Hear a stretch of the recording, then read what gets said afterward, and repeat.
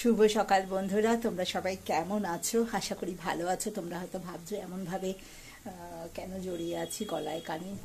তোমরা বুঝতে পারছো আশা করি বন্ধুরা, প্রচুর ঠান্ডা লেগেছে। পুরো গলার টনসিল ফুলে একদম গার্গেল করতে করতে মানে একদম অবস্থা খুব খারাপ হয়ে গেছে। এতটাই ঠান্ডা লেগেছে।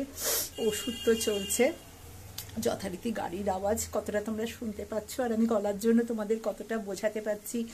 তো এই জন্যই ভিডিওগুলো একটু বেশি করে করে রাখতে হচ্ছে, শারীরিক অসুস্থতার জন্য।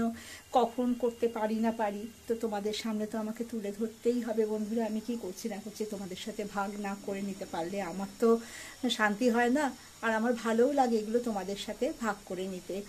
তো দুপুরের খাওয়া দাবার ব্যবস্থা তো শুরু হয়ে গেছে। সকালবেলা যেটা খেয়েছি, একটু গরম দুধ আর দুটো বিস্কুট খেয়েছি বন্ধুরা। এর বেশি কিছু খেতে পারছি না, অসম্ভব কাশি হচ্ছে।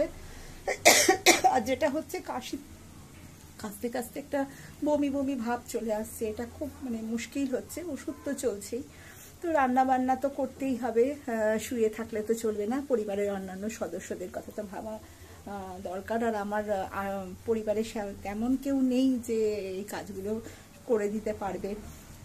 আর যারা রয়েছে বয়স্ক মানুষরা, তাদের দিয়ে তো সেটা আশা করা উচিত না। যখন পারছি উঠতে, তখন সেইটুকুনি করে নেওয়াই ভালো। তো এই জন্য বন্ধুরা, আজকে কি কি করেছি না করেছি তোমাদের কাছে তুলে ধরছি। আচ্ছা, প্রথমেই নিয়ে আসি বন্ধুরা, এই দেখো, ভাত তো হয়ে গেছে। এটা তো স্বাভাবিক, এটা তো মানে আমাদের প্রত্যেক দিনের একটা রুটিন। এটা করে নিয়েছি বন্ধুরা। আর যেটা করেছি সেটা হচ্ছে এই যে, এখানে একটা ডিম সেদ্ধ করে নিয়েছি সকালে জল খাবারের জন্য। কিন্তু এটা না বন্ধুরা, আমি একদম খেতে পারিনি, তো এই জন্য এটা আমি রেখে দিয়েছি। তোমাদের আমি কতটা দেখাতে পাচ্ছি দেখো, এই যে একটা ডিম সেদ্ধ করে নিয়েছিলাম, এটা খেতে পারিনি। এটা দুপুরবেলা চেষ্টা করব ভাতের সাথে খাবার। তো আর এখানে যেটা করেছি, পাঁচমিশালি তরকারি। আর এখানে বড়িটা ভেজে রেখেছি। যথারীতি সবাই তো বড়ি ভাজা খেতে পারে না, মানে ভালোবাসে না আমাদের পরিবারে। তো তাদের জন্য বাদ রেখে, আমি যেহেতু ভালোবাসি এবং কিছুজন ভালোবাসে, তাদের জন্য এই বড়ি ভাজাটা করে রেখেছি।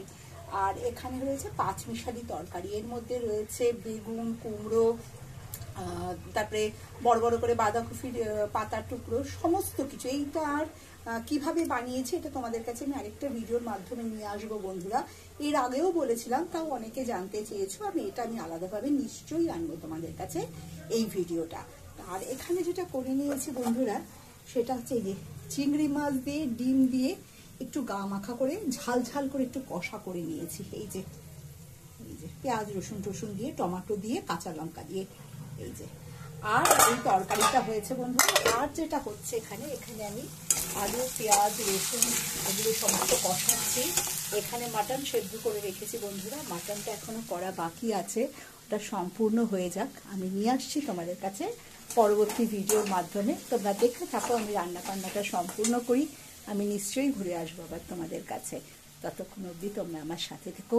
সবাই খুব সুস্থ থেকো, ভালো থেকো।